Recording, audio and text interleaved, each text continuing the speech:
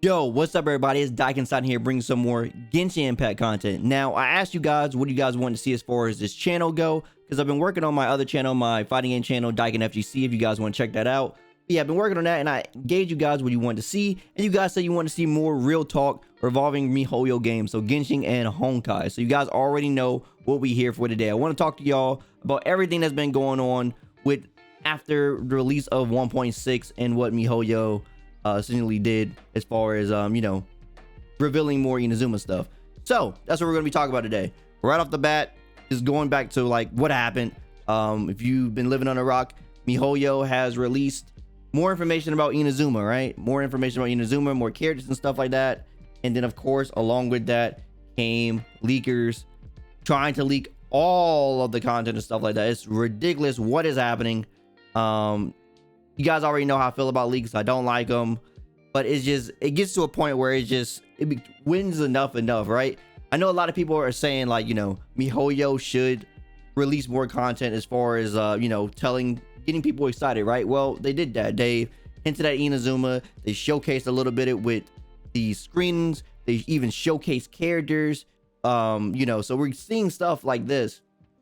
It's like, it's still never enough. As long as there's something that people can get their hands on and showcase early, people will do it. And the problem not even is the actual like leaking, it's the fact that it's hard to not see it. I don't care if it's there. Like, well, I don't want it to be there for the first part. I don't want it to be there, but if it is there, at least let it stay where it's at, to where people who don't want to see it have to see it. But the fact that some of these people actually monetize leaks, they put it on YouTube, and because we are players of MiHoYo games, Genshin and Honkai, these things are going to be recommended to us with bold letters of exactly what it is, the giant thumbnail. You're all going to see it. It's hard to like click away. Or even on social media, Genshin is a big game, very, very big game, and a lot of people are talking about the game. So when things like this happen, it is always trending, and it's hard to not see these things that are happening. Even social media like Twitter have impressions and stuff, so messages from people you don't really follow will just get in front of people's eyes. And this is how the social media goes, especially when you follow a certain scene. This is just what happens, right? When you're part of a certain scene, when you're part of like this type of Twitter, Genshin Twitter, anime Twitter, whatever Twitter scene you're part of, it's just naturally going to happen. People likes are going to show up, people retweets are going to show up, impressions happen, and you just see things that you don't want to see. This happens in multiple discords that you're in. Fellow content creators I know also try to actively dispose of leaks within their own discords, myself included. I don't really like to have that type of stuff, but it's hard to like maintain it, especially for smaller creators that have discords, especially when you got like a decent amount of people in there, smaller creators. It's hard to like maintain all the leaks and stuff like that. So I feel for you guys. I know you guys come from, I know the whole situation is pretty rough out there. Once again, this goes back to the main problem of why leaks are even here. Once again, as long as there's something that people can use to basically give themselves some sort of clout and become the saviors of the game or whatever, and get monetization values from it, people will do it. That's just the nature of people. I can't fault all the people. It's also MiHoYo's fault at the same time as well. That's the one thing. So it's like, it's part of their fault because they're actively doing something that's against policy, but it's also MiHoYo's fault because they're not protecting their IP as hard as they should. They should really just be cracking down on this and making sure this thing can't even happen. I know it cannot be that hard to make something secure enough to basically not allow this to happen. I know they can do it. I hope they do it so they can protect their IP. I am with MiHoYo with protecting their IP. I understand the value of protecting something that you're working hard on. I understand that it's very valuable to them. That's what they want to do. But this actively hurts other parts of the community too, not just the devs. It hurts players that want to be excited for the content in the terms of how the developers wanted us to receive it. So when the developers want to showcase it to us in those intents, that's how some people want to view the content. They don't want to see it through like, leaks and stuff, or zoomed in cameras so people can't see the IPs and stuff like that, whatever the numbers at the bottom of your screen are and stuff. And then there's the content creator side, my side. It makes it hard for us content creators to make this type of content, right? We want to talk about the game and showcase the news, but when the news is already out there, it makes it hard for us to like, be excited about the things and talk about the things too. I could talk about these things, but what, you know, it's hard to talk about something that's already been out there for so long. You have these like database websites that already have the skills and all this, and then like, you know, when we talk about the actual skills, when MiHoYo officially put them up, you have plenty of people in your comments like, oh, this and this, which stuff we shouldn't know about, but they already know about because of these websites and stuff like that. So it's like we're talking about it and giving our opinion in the illiterate fact of the fact that this is what MiHoYo gave us to talk about, so this is all we can talk about. But then other people think it is we're taking that as misinformation, or we don't know what we're talking about in some things, when we essentially do, as far as like the limit amount of information that we do have. It makes it really hard to come up with content and stuff like that, and it even makes it hard for like certain creators, especially if you do like things like once again like news, or if you do like theories and stuff, you know, to make sure that you're protecting yourself and stuff like that. It makes it really hard for people to do the content that they want. And like I said, it just hurts the devs, it hurts those people, and it hurts the people that even like wants leaks too. I mean, it's like, I know they want it, but the problem is people just want it because they want something to be excited for, right? They want to look forward to the next thing, and we understand that, the devs understand that, but we have to get them time to make the things that they want to do. That's just the real talk about it, the real nature of it. You know, the game isn't even out a year old yet, surprisingly, it's not. And then you look at a game like Honkai, which a lot of people like to compare the game to, that had 5 years of stuff. That game came out in like 2016. It's almost 5 years. I believe it's like 2016 of October. So almost 5 years for that game. This game hasn't even been out for a year.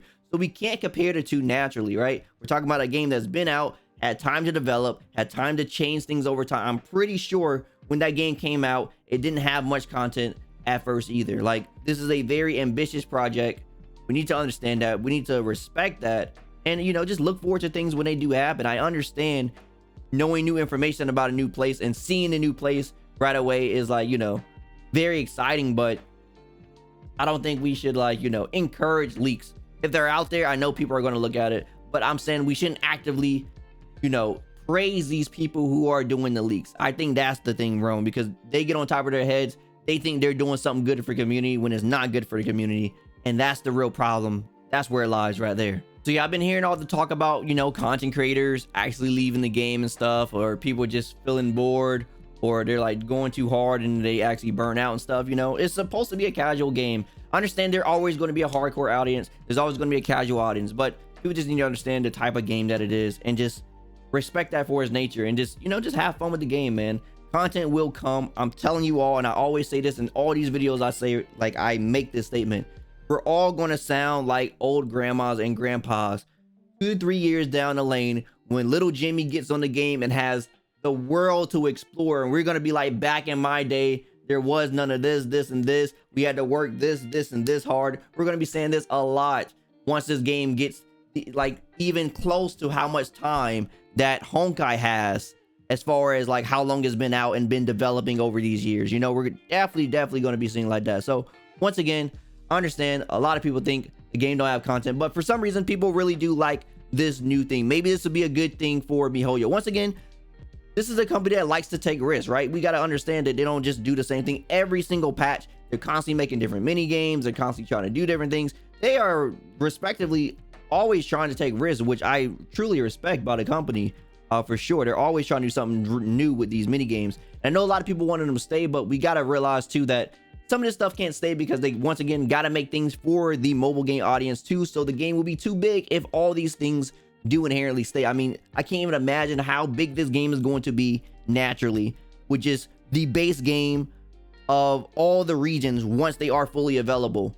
And like, you know, besides anything else, like just imagine trying to put the events in there and let them all stay along with all that content in the game as well. There's going to be a very big game. All the characters, all the animations, all that dialogue and stuff, you know, all this is going to be a lot. It's definitely going to be a lot. This game is only going to get bigger over time with all these updates over the years. So I can only imagine the type of things that they're going to have to do to make this game more condensed for the mobile market once that actually becomes an issue. Because right now it's probably okay, but I'm pretty sure it is definitely going to become an issue later on. But back to the new event that I was talking about. So a lot of people are liking the new patch as far as it's bringing back the sense of exploration, right? Because you have this island and stuff. So if MiHoYo is actively trying to figure out a solution with trying to make it feel like there's a sense of exploration per patch and stuff like that, this is a good way to go, especially if they're going to just give us like, you know, a new place that we can explore for the patch.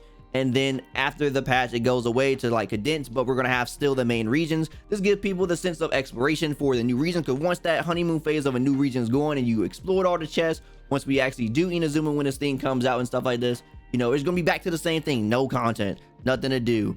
I'm bored or whatever, you know, it's going to be all that again. But if they actively can do stuff like this and give that sense of exploration every single patch, I think they got something good. Once again, we got to give them time, man.